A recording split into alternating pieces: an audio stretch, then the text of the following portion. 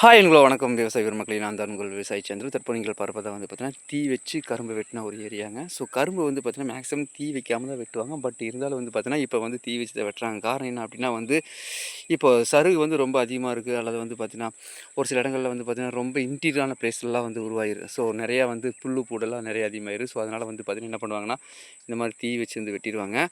So தீ வச்சு வெட்டப்பட்ட காடுகள் தான். தீ வச்சு வெட்டப்பட்ட கரும்புகள் வந்து இந்த மாதிரி அழகாக அடுக்கி வச்சுருக்காங்க. ஸோ இதுலேயும் வந்து கரும்பு சாறு வந்து இருக்குங்க. ஸோ இதையும் வந்து பார்த்து நம்ம வந்து அழகாக வந்து நம்ம வந்து சர்க்கரையாக வந்து மாற்றிக்கலாம். ஸோ எது எப்படியாயினும் இந்த மாதிரி வந்து வெட்டுவது வந்து இன்றைக்கி நடைமுறைக்கு வந்து வந்துருச்சு. காரணம் என்ன அப்படின்னா, இன்றைக்கி நம்ம தொழிலாளர்கள், நம்ம தமிழ்நாட்டில் இருக்க தொழிலாளர்கள் நிறைய பேர் வந்து பார்த்திங்கன்னா வந்து இந்த வேலையை விட்டு நிறைய போயிட்டாங்க. ஸோ வட மாநிலத்திலும் வந்த பீகார், ஒரிசா, ராஜஸ்தான் அதுலேருந்து வந்த மக்கள்லாம் வந்து பார்த்திங்கன்னா இப்போ வாழ்வதற்காக நம்ம தமிழ்நாட்டை நோக்கி வந்திருக்காங்க. ஸோ அவர்கள் தான் வெட்டி இந்த மாதிரி கட்டி கத்தையெல்லாம் போட்டிருக்காங்க. ஸோ எது எப்படியாயினும் சாகுபடி வந்து நம்ம செய்ய வேண்டிய கடமை. நன்றி, தேங்க்யூ.